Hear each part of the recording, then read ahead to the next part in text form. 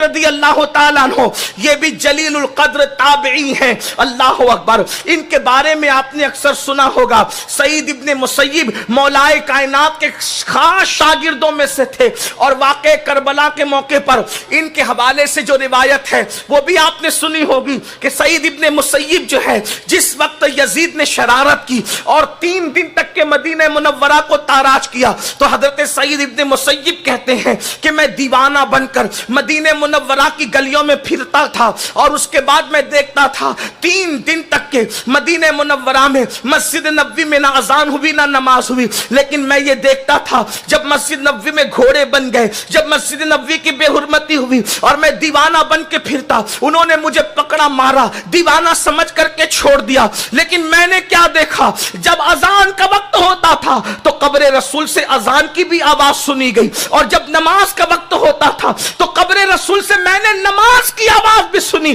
میرے امام فرماتے ہیں تو زندہ ہے واللہ، تو زندہ ہے واللہ، میرے چشم عالم سے چھپ جانے والے وہی سعید ابن مسیب، اتنے بڑے تابعی، اتنے بڑے عالم، اتنے بڑے فقیہ، اتنے بڑے محدث تھے۔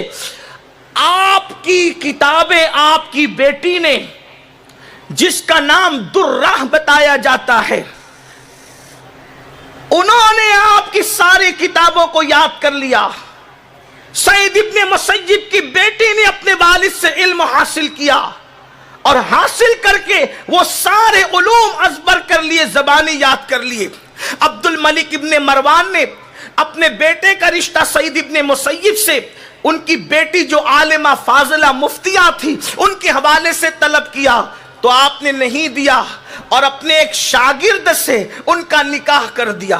اب دلچسپ بات یہ ہے، توجہ کریں، جو یہ کہتے ہیں کہ عورتوں کو پیچھے کیا جاتا ہے، عورتوں کو علم میں آگے بڑھنے نہیں دیا جاتا، عورتوں کو ترقی نہیں کرنے دی جاتی۔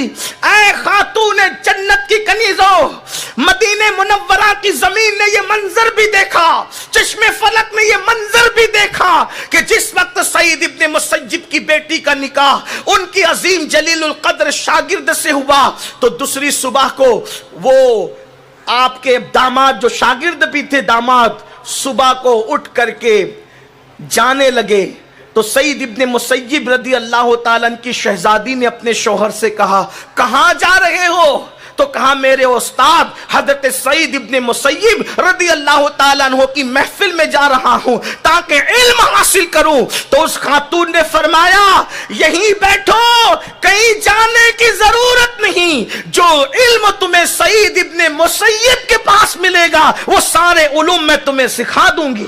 ایک بیوی اپنے شوہر سے یہ کہہ رہی ہے، دیکھو ان لوگوں کے پاس کتنا علم تھا، آج تو سب کچھ توجہ بیوٹی پارلر کی طرف ہے، آج تو ساری توجہ زیورات کی طرف ہے، آج تو ساری توجہ پارکوں کی طرف ہے، آج تو ساری توجہ گھومنے پھرنے کی طرف ہے۔ اے خاتون جنت کی کنیزوں، اللہ اکبر، میری بہنوں اندازہ تو کرو، غور تو کرو، کس راستے پر جا رہی ہو۔ علم کا راستہ جنت کا راستہ ہے، علم کا راستہ نجات کا راستہ ہے۔ اللہ کے حبیب صلی اللہ علیہ وآلہ وسلم نے ارشاد فرمایا، العلم نور، علم روشنی ہے، العلم حیات الاسلام و عماد الدین، علم اسلام کی زندگی اور دین کا ستون ہے۔ مجھے بتاؤ، جب ماں کو ہی کلمہ پڑھنا نہیں آئے گا تو وہ اپنے بچوں کو کلمہ کیسے پڑھائے گی، اپنے بچوں کو کلمہ کیسے سکھائے گی؟ جب ماں کو ہی وضو کا طریقہ نہیں آئے گا، اپنے بچوں کو وضو کرنا کیسے سکھائے گی؟ جب ماں کو نماز پڑھنا نہیں آئے گا، اپنے بچوں کو نماز کا طریقہ کیسے سکھائے گی؟ ماں کو ہی پتہ نہیں ہوگا اللہ کے بارے میں کیا عقیدہ ہونا چاہیے، رسول اللہ کے بارے میں کیا عقیدہ ہونا چاہیے، اولیاء اللہ کے بارے میں کیا عقیدہ ہونا چاہیے، صحابہ کے بارے میں کیا عقیدہ ہونا چاہیے، اور اہل البیت کے بارے میں کیا عقیدہ ہونا چاہیے، انبیاء کے بارے میں کیا عقیدہ ہونا چاہیے، قبر، حشر، جنت، دوزخ کے بارے میں اسلامی عقائد و نظریات کیا ہیں؟ جب ماں کو ہی پتہ نہیں ہوگے تو بچوں کو کیسے پتہ ہوں گے؟ کسی نے بہت بڑی بات کہی تھی، کہنے والے نے کہا تھا، آج بھی ہو سکتا ہے، تھوڑی ترمیم کے ساتھ عرض کر رہا ہوں، اس نے کہا، اس کو ترمیم کے ساتھ عرض کر رہا ہوں، آج بھی ہو سکتا ہے عیسیٰ کا پرتو پیدا، آج بھی ہو سکتا ہے ہے عیسیٰ کا پرتو پیدا، ماں کی گود ہی ملتی نہیں مریم کی طرح۔ اگر آج بھی ماں کی گود مریم کی طرح ہو جائے تو بیٹا حضرت عیسیٰ کا کردار لے کر پیدا ہو، آج بھی ماں کی گود سیدہ فاطمہ الزہرا کی طرح ہو جائے، ان کی خیرات حاصل کر لے تو بچہ جو ہے حسنین کریمین کا کردار لے کر کے پیدا ہو۔ ذرا غور تو کرو میری بہنوں، جتنا وقت خواتین سیریل میں لگاتی ہے، جتنا وقت عورتیں فلموں میں لگاتی ہے، جتنا وقت عورتیں غیبت میں لگاتی ہے، جتنا وقت عورتیں، بلکہ اب تو والعیاذ باللہ یہاں موجود خواتین تو ایسی نہیں ہے، لیکن دائیں بائیں سے سننے میں آتا ہے کہ شادی شدہ عورتیں بھی ناجائز تعلقات کی طرف بعض جگہ بڑھ رہی ہیں۔ خواتین میں بعض لڑکیاں اللہ اکبر اجنبی مردوں سے تعلقات قائم کر رہی ہیں، حسن کا ناجائز اور حرام استعمال ہو رہا ہے۔ وجہ کیا ہے؟ نادان عورتوں، ان دنیا کے جرائم کے دلدل سے نکل کر علم کی طرف سفر کرو۔ اللہ اکبر۔ آج کل عورتیں یہ بھی سوچتی ہے ارے مولانا یہ جو کام آپ لوگ سونپتے ہیں یہ تو سب ننگے بھوکے لوگوں کا کام ہے، مجبور لوگوں کا کام ہے، غریب مفلس لوگوں کا کام ہے۔ میری بہنوں یہ تمہارے خیالات کی دقیانوسیت ہے، یہ تمہاری فرسودہ فکر ہے، یہ تمہاری گندی سوچ ہے۔ کس نے کہا کہ یہ سب کام معاذ اللہ ننگے بھوکے لوگوں نے کیا؟ ایک بات یہ بھی کہہ دوں، اگر کسی ننگے بھوکے سے یہ کام ہوا بھی ہے تو خدا نے نہ اسے پھر ننگا رہنے دیا نہ بھوکا رہنے دیا۔ علم کا یہ فیضان ہے جس نے عرب کے بوریا نشینوں کو کیسر و کسرا کا تاجدار بنا دیا، اجنبیوں میں جس نے عزت عطا کی، وقار عطا کیا۔ میرے آقا علیہ الصلوۃ والتسلیم کی کنیزوں، اور رہی بات مالداروں کی تو میں آپ کو یہ بھی بتاؤں، اگر آپ کو اپنے مال اور دولت پر ناز ہے تو آپ کو معلوم ہونا چاہیے کہ دولت مند عورتوں نے بھی اتنا علمی کام کیا ہے، اتنا علمی کام کیا کہ آپ کو حیرت ہوگی۔